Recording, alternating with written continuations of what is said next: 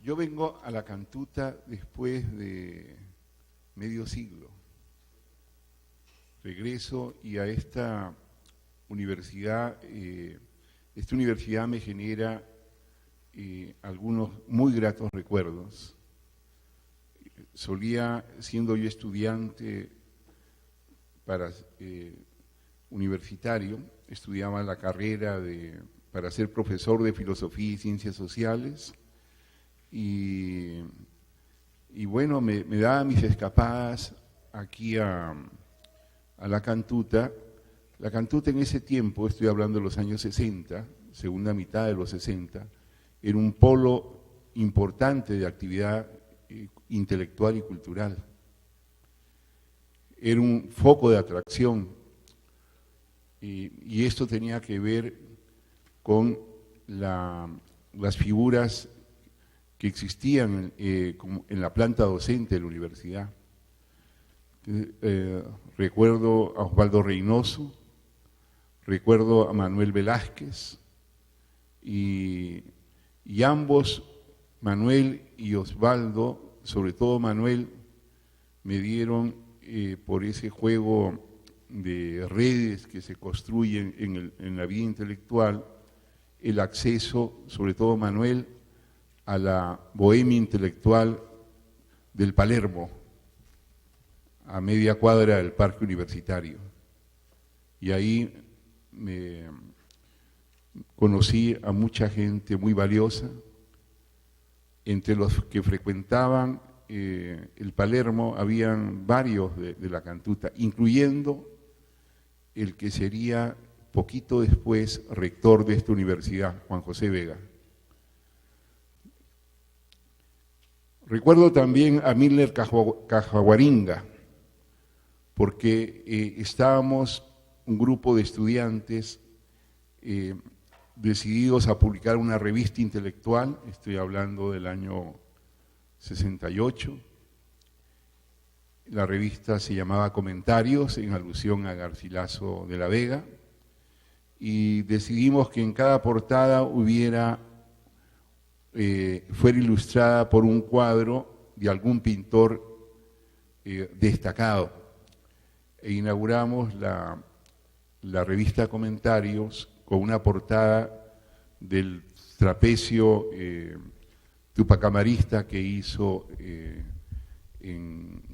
con una cromática atrevida, interesante, Milner Cajaguaringa. O sea, me acuerdo que era entre amarillo, color amarillo fuerte, encendido, y un color naranja. Y yo me preguntaba, o me pregunto ahora, desde otro tiempo, si estos colores no tenían que ver no solo con Túpac Amaru, con la figura de Túpac Amaru, una recreación, una reelaboración, sino fundamentalmente con un símbolo mayor de esta universidad. Esa cromática me parece, o la vinculo asociada a la flor de la Cantuta. Y eso me parecía, o pienso ahora, que Milner de alguna manera generó una figura artística en la cual se justaponían, se sintetizaban, se amalgamaban la representación de la figura trapezoidal que aludía al sombrero de Túpac Amaru y al mismo tiempo la flor de la Cantuta por los referentes cromáticos. Debo decir lo siguiente antes de entrar en materia, y tengo que aclarar desde qué espacio liminar de los saberes humanísticos y de las ciencias sociales nos aproximamos a la cuestión de los derroteros de la pedagogía cívica. Aclararemos el punto recuperando mis señas autobiográficas. Adelanté que era profesor de filosofía y ciencias sociales, pero un profesor atípico, porque me modelé en las facultades de educación de universidades privadas y públicas. Estudié en la Garcilaso de la Vega, en la San Luis Gonzaga de Ica y en la Hermilio Valdizán de Huánuco. Más tarde me hice antropólogo por la Universidad Nacional Mayor de San Marcos e historiador de América Latina por la Universidad Nacional Autónoma de México. Quiero decir con todo esto que soy una hechura interdisciplinaria y existencialmente pertenezco a dos mundos. Me son familiares dos repertorios culturales, uno mexicano y otro peruano, o dicho en otras palabras, uno mesoamericano y otro andino. Así me hice, así sigo siendo y así me tienen desde esta perspectiva reflexionando sobre esta temática. La cuestión de la pedagogía cívica, diría yo, de que es principalmente urbanocéntrica, hasta en su modo de proyectarse en los espacios rurales, un tanto campesino, otro tanto étnicamente originario, nativo. ¿Qué implica para los profesores y estudiantes de la Facultad de Educación? La pedagogía cívica, ¿cómo emerge o desde dónde se constituye? Porque en realidad, como tal pedagogía ha estado ausente de la currícula de estudios, pero no fuera de lo que es la vida social, la vida cultural de nuestras grandes ciudades del Perú y de América Latina, y en menor medida de los espacios rurales. El momento constitutivo de la vida de la pedagogía cívica va a coincidir con las nuevas coordenadas de desarrollo de las principales ciudades de nuestro continente en el curso de la segunda mitad del siglo XIX. A mediados del siglo XIX, las ciudades de nuestro continente ingresan por la senda de un proceso acelerado de crecimiento urbanístico y también demográfico, y una reconfiguración de lo que era su traza arquitectónica, de lo que era también la configuración de otra manera y ampliación de los espacios públicos. La secularización de los espacios públicos fue muy importante. ¿Por qué? Porque hasta incluso en el siglo XVIII las actividades en los espacios públicos tenían un fuerte halo de sacralización. Eran los íconos religiosos, las representaciones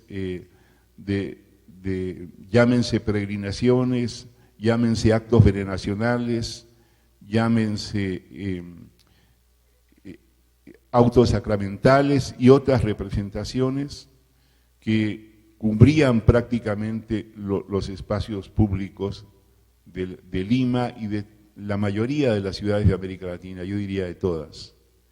Y el proceso de secularización que es la primera manifestación para que la pedagogía cívica se afirme, suponía de tratar de laicizar, de secularizar, de que perdieran esa presencia tan fuerte, tan ostensible, los elementos religiosos para dar paso a los elementos laicos, a los elementos que tendrían que ver con una concepción civil de lo que deberían ser las actividades en parques, en plazas, en calles.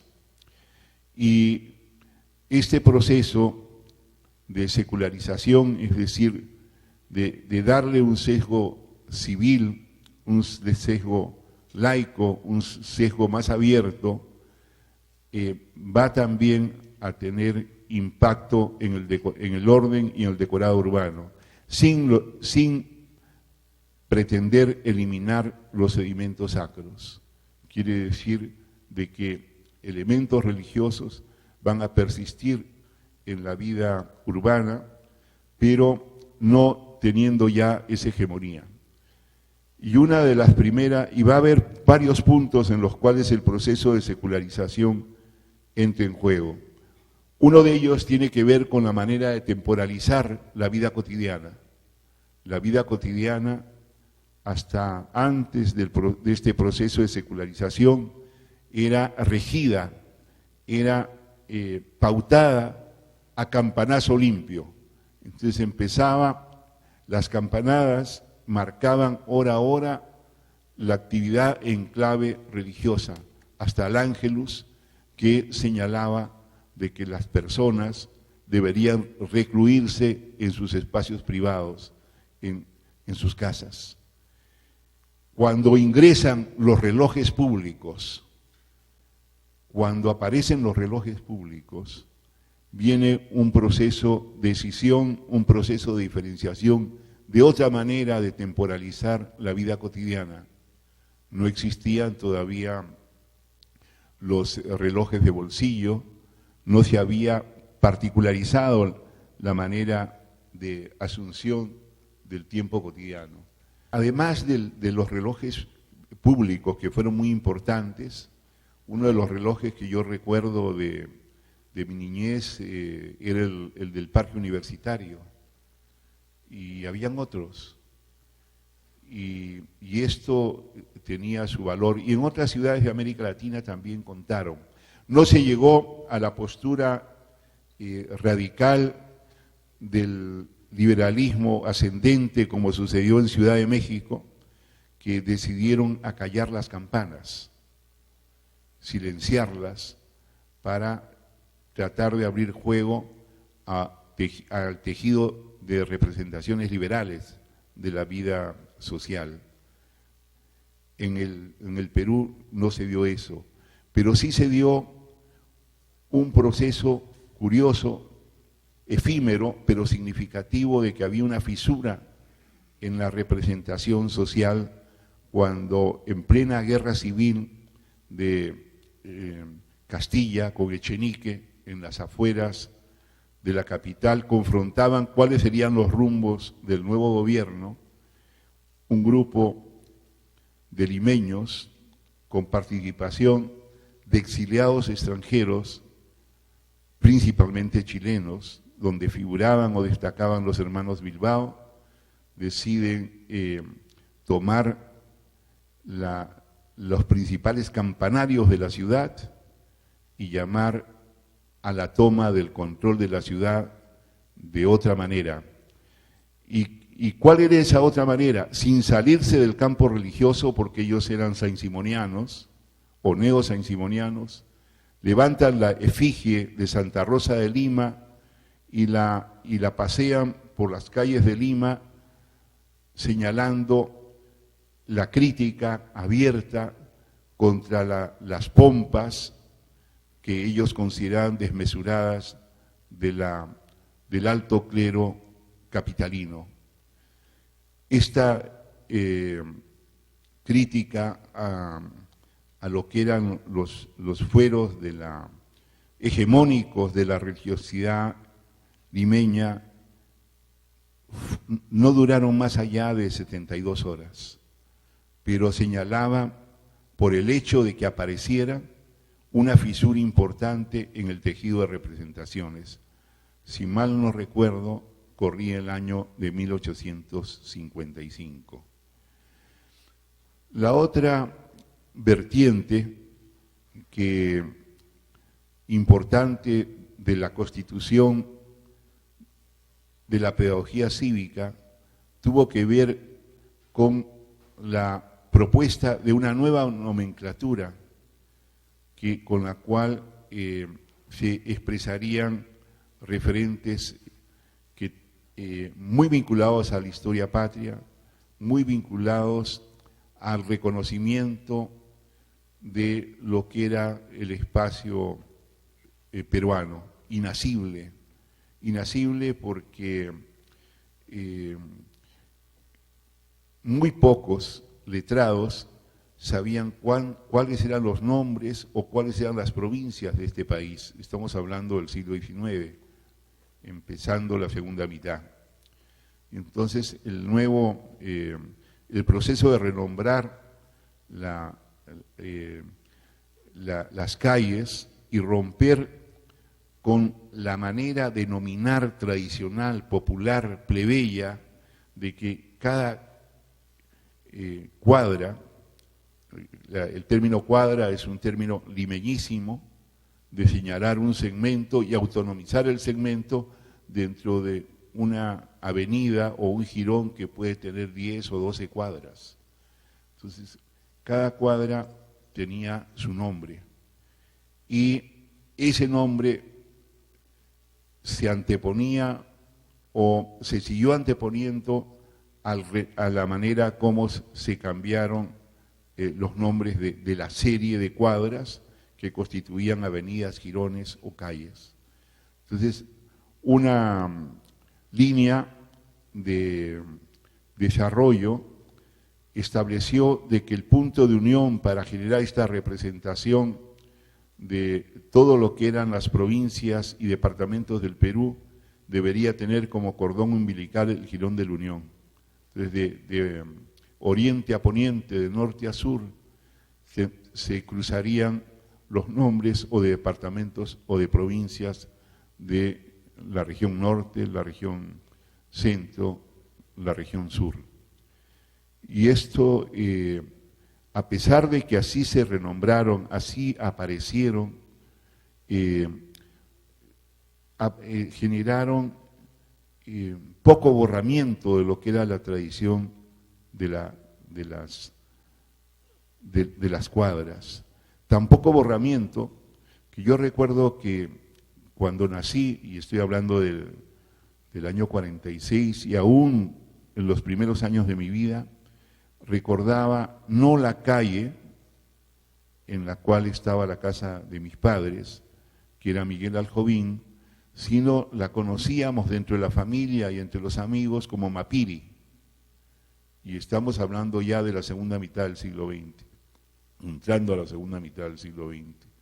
O cuando nos mudamos a la avenida Nicolás de Piérola, no le llamábamos avenida Nicolás de Piérola, la seguíamos reconociendo como La Colmena. O cuando nos volvimos a mudar al Jirón Lampa, y no le llamábamos Jirón Lampa, le llamábamos Sauce, porque era el nombre de la cuadra en la cual vivimos una temporada. Entonces, referíamos Sauce, y Sauce, por construcción metonímica, absorbía el nombre de toda el jirón y al mismo tiempo particularizaba la cuadra 11 de ese jirón. Estas tensiones que generó la nomenclatura con respecto a, y estoy hablando ya de una centuria, con el tiempo fue perdiendo fueros al punto de que en la actualidad nos encontramos de que muchas de las calles fueron y avenidas renombradas. Recuerdo siendo muy niño que había una avenida importante en el centro de Lima, que era la avenida Wilson. Y la avenida Wilson, ¿por qué se llamaba Wilson? Wilson estaba asociada a la época del segundo mandato de Leguía, estaba asociada al papel que cumplió la prédica wilsoniana, más que la práctica wilsoniana, de pacificación con respecto a la Primera Guerra Mundial. Pero la prédica wilsoniana era mucho más retórica con respecto a lo que era el proceso de reajuste de los órdenes políticos en Europa, cuando viene el proceso de disolución del Imperio Austrohúngaro, y desde América, desde nuestro continente, la prédica wilsoniana era prédica, pero al mismo tiempo era práctica injerencista. Esa prédica wilsoniana no operó si pensamos en la ocupación militar de Haití y de República Dominicana y de otras intervenciones en América Central. Entonces, ¿por qué llamarle Wilson a una avenida importante cuando fue una figura controvertida mirada desde el prisma de nuestro continente? En fin, el proceso de resignificación, de renombramiento de la calle, tuvo que ver con el gobierno de Velasco Alvarado. Ahí hay un proceso de nativización de buena parte de la nomenclatura y esa avenida pasaría a llamarse Garcilaso de la Vega, y aún llamándose Garcilaso de la Vega, volvía a repetirse el problema de la dualidad de la significación, como sucedía con el tema de las calles y los jirones y las avenidas. ¿Dónde vives? Pues en la calle Sauce, y no omitíamos Jirón Lampa. En fin, algunas de las calles mantenían nombres religiosos, muy católicos, y algunos incluso de un catolicismo que podríamos llamar popular. Persistieron, se siguieron reproduciendo. Además, la pedagogía cívica tuvo otra entrada importante, que fue el despliegue de figuras escultóricas, y el despliegue de figuras escultóricas asociadas al culto a los héroes. Y el culto a los héroes cobra fuerza principalmente en clave liberal, gracias a una relectura de la obra de Carlyle, en la cual exalta y señala de que hay que apuntalar el culto a los héroes, es decir, no solamente hacerles esculturas prominentes que cubran, que graviten en los espacios públicos, sino también hay que apostar a multiplicar los rituales cívicos, y para hacer rituales cívicos había que construir un calendario en la cual no solamente se recordara la fecha de la independencia, sino también se asociara a todas las grandes figuras de la historia patria, y parte de esa historia patria, a su vez, en el campo escultórico, no podía disociarse de la presencia de figuras que jugaron un papel en algún momento de la historia, empezando por el ciclo de la independencia. San Martín ni Bolívar eran peruanos, y la presencia escultórica de San Martín y de Bolívar es importante, más la de San Martín que la del propio Bolívar, a contracorriente de lo que un 28 de julio dijera Manuel González Prada en un medio importante del periodismo, del diarismo nacional, cuando le dedica un poema a Bolívar y lo señala como figura mayor del ciclo de la independencia, y caracteriza de manera atrevida a San Martín como un pigmeo frente a Bolívar. Este poema rupturista, publicado el 28 de julio, el día que se celebra la independencia del Perú, fecha muy sanmartiniana, era una provocación muy propia de esta figura tan relevante del pensamiento radical, del pensamiento crítico peruano. Los rituales cívicos entonces comienzan a desarrollarse y aparecen en diferentes escenarios, no solamente en los espacios públicos, sino también se van incorporando a la vida de los centros escolares, incluso de los centros universitarios. El ritual cívico penetra en otros escenarios, penetra incluso a través de los mausoleos en los cementerios, y los cementerios posibilitan de que las romerías y la entrega de ofrendas y los discursos fúnebres de las figuras extintas abran como abanico el desarrollo de lo que llamamos la pedagogía cívica. El presbítero maestro es un lugar donde se concentran muchas de estas figuras que cada cierto tiempo van a generar todavía a la fecha este tipo de prácticas propias de generar y de construir memoria. Y cerraré mencionando algunas cositas más para culminar. Me preguntaba, y ya regreso sobre el caso de la cantuta.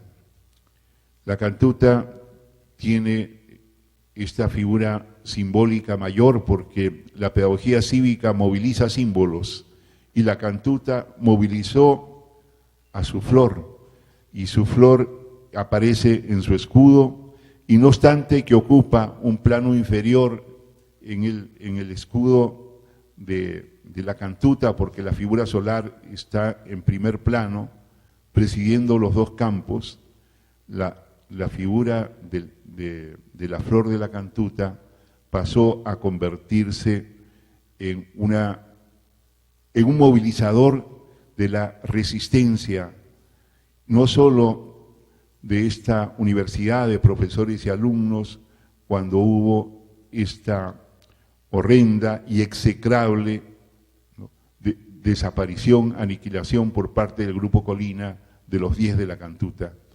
Encontré una fotografía donde están los familiares y algunos profesores o vinculados y estudiantes y reclamando no a la impunidad por este hecho acaecido el 18 de julio de 1992 y que luego una resolución rectoral años más tarde patrimonializaría a los estudiantes y el profesor caído de la cantuta y al patrimonializarlos generó algo más que un ritual de protesta, por los rituales de protesta se habían dado durante varios años, sino generó también memoria, reforzó la identidad y tuvo que revertir la figura del estigma, porque este estigma